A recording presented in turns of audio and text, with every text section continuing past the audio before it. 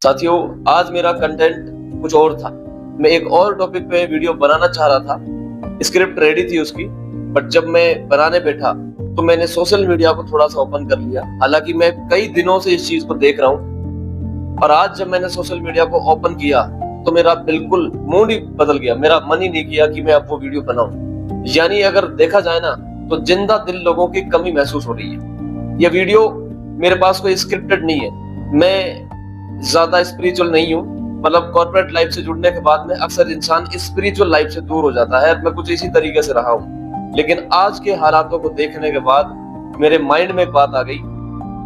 हमारे जो नबी हैं, नबी करीम मोहम्मद सल्लल्लाहु अलैहि वसल्लम, उनकी हदीस का एक मफहूम है, मैंने सुना है कि अगर आप जुल्म देखो तो उसको आप अपने हाथों से रोकें। अगर रोक ना पाए तो उसके लिए जबान से बोलें, और अगर जबान से भी ना बोल पाए तो कम से कम अपने दिल में उस दुख को जरूर जाहिर करें। अपने मन में दुख प्रकट जरूर करें कम से कम। और सबसे नीचे दर्जे का ईमान है ये कि कम से कम दिल में तो दुख पैदा किया इसने, दिल से तो दुख महसूस होना चाहिए।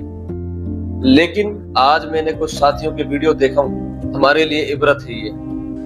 एक बच्चा जो भूखा मर रहा है वो हमारे लिए इबरत है। एक बच्चा जो अपाहिज घूम रहा है वो हमारे लिए इबरत है।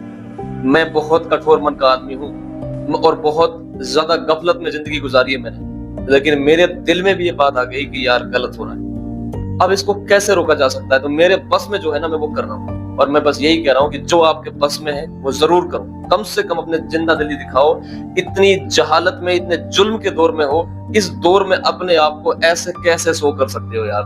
मेरे तो बिल्कुल, मैं जब देखता हूँ मेरे लोगों को कि यार वो अपनी अदा में मजबूर हो चुके हैं, अपनी अदा में इस लेवल पे चूर हैं, स्टोरी छोड़ रहे हैं, गंदे गाने लगा रहे हैं। भाई बिल्कुल भी खौफ नहीं है क्या? बिल्कुल भी यकीन नहीं है इस बात पे कि मरना है? जो इस आयत को जानते हैं, जो इस हदीस को जानते हैं, जिन्होंने इससे भी ज्यादा चीजें पढ़ी हुई हैं, मैं उनके हाल देख रहा हूँ, वो मस्त है। अपनी स्टोरी लगाए हुए हैं फेसबुक पे, और वो मतलब क्या बोलते हैं, वो ऐसे गाने लगाए हुए हैं उन्होंने अपनी स्टोरीज पे। मतलब वो डॉनगिरी दिखा रहे हैं, अपनी फोटो लगा रहे हैं, डॉनगिरी दिखा रहे हैं। और मेवात में तो इतने जाहिल लोग आ गए कि मतलब अंदाजे से बाहर हो रहा है। मतलब उनको मेवाती गानों के अलावा, अपने शर्ट पैंट को दिखाने के अलावा, अपना ढचर दिखाने के अलावा किसी दूसरी चीज की परवाह नहीं है। अरे यार, जिंदा दिल हो के नहीं? क्या तुमने वो वीडियो नहीं देखी है कि 4 साल का बच्चा जिसके हाथ नहीं है, पैर नहीं, और एक नहीं, सैकड़ों हजारों लोग, सैकड़ों हजारों बच्चे जो इस युद्ध में गाजा के अंदर में मारे गए।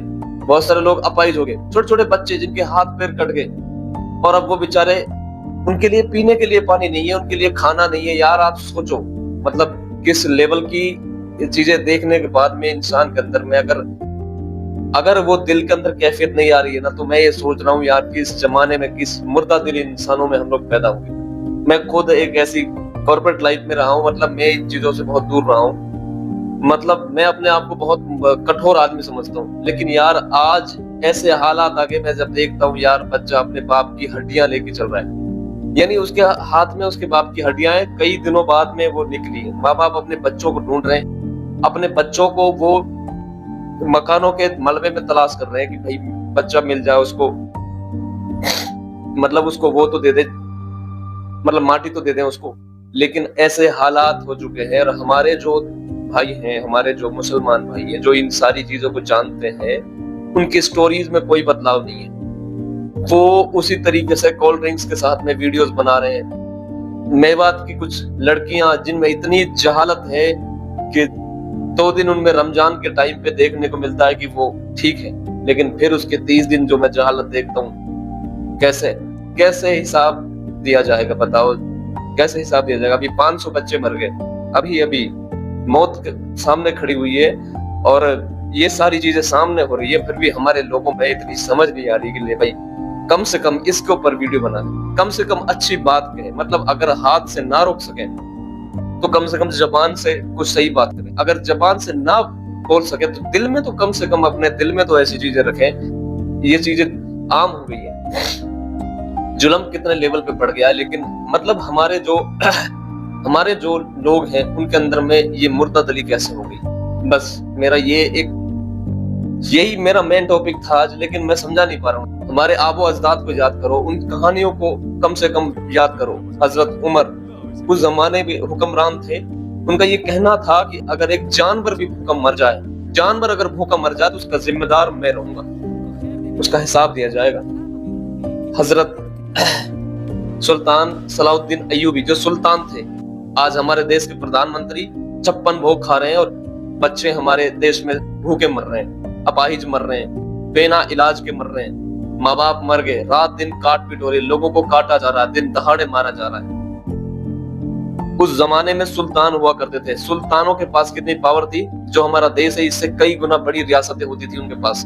और वो सुल्तान से एक सवाल था लोगों का कि आप इतने खुल के क्यों नहीं हंसते हैं। जब सब कुछ था उनकी सल्तनत में, तो उन्होंने कहा कि जब तक मेरी उम्मत परेशान है, मेरी उम्मत के हाल सही नहीं है, मैं कैसे हंसूं। हंसना तक उसने छोड़ दिया।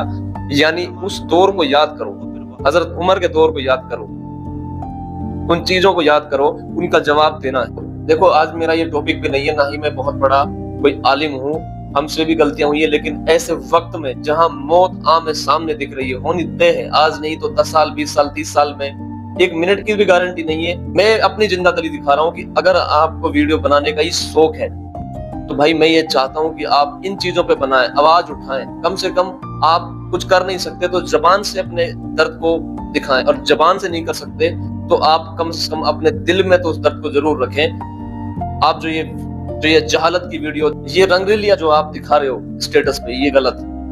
बजाय इसके आपको जरूरत है कि आप इन चीजों को याद करो, अपने आबो अजदाद को याद करो और इन चीजों को दिखाओ। बच्चे आपके भी होंगे, अगर नहीं है तो आने वाले वक्त में होंगे। आप देखो कि अगर आपके बच्चों के साथ ऐसा हो जाए, बच्चों को खाना नसीब नहीं हो रहा भाई, बच्चों को खाना नसीब नहीं हो रहा, बच्चों के हाथ नहीं है, पैर नहीं है, अरे बहुत बड़ी बात तो क्या है, वो बच्चों को पीने के लिए पानी नहीं है। अब ऐसे वक्त में हम जी रहे हैं, हमारे सामने वो जी रहे हैं, और हमारे बच्चे चैन की नींद सो रहे हैं इस टाइम। अभी मर गए 500 समथिंग लोग, आज कल में ये घटना हुई सिलेंडर फटने से। देखो यार, मौत कितनी नजदीक पड़ी हुई है, हिसाब देना है। और अगर मैं कभी जिंदगी में इस लेवल पे पहुंचा कि लोग मुझे जानने लगे, तो ध्यान रखना मेरा पहला पर्पज ये होगा, ऐसे सारे लोगों को अनफॉलो करवा दूंगा जो जहालत फैला रहे हैं, जिनकी वजह से सोसाइटी खराब हो रही है, हमारे अखलाक, हमारे अमाल खराब हो रहे हैं, हमारे बच्चों की तरबियत में दिक्कत आ रही है। मैं उन सारे लोगों के खिलाफ लड़ूंगा। अगर मेरी कभी अल्लाह ने मुझे उस मकाम पे पहुंचाया, अगर मुझे लोग इसी तरीके से आने वाले वक्त में बड़े लेवल पर सुनने लगे, तो मेरा पहला पर्पज ये रहेगा कि जो भी जहालत और अश्लीलता फैलाने वाले लोग हैं, इनको गुमान है अपने इन फॉलोअर्स पे, अपने इन वीडियोस पे, इतने सॉन्ग्स पे। मेरा तो मकसद ये रहेगा, अगर अल्लाह ने चाहा, कि इन सबको अनफॉलोवर करूंगा। मेरे जितने फॉलोवर होंगे मैं सबसे रिक्वेस्ट करूंगा, भाई ऐसे लोगों को जरूर अनफॉलो करें, ऐसे लोगों को जरूर रिपोर्ट मारें, क्योंकि इनका हौसला टूटेगा ही तब।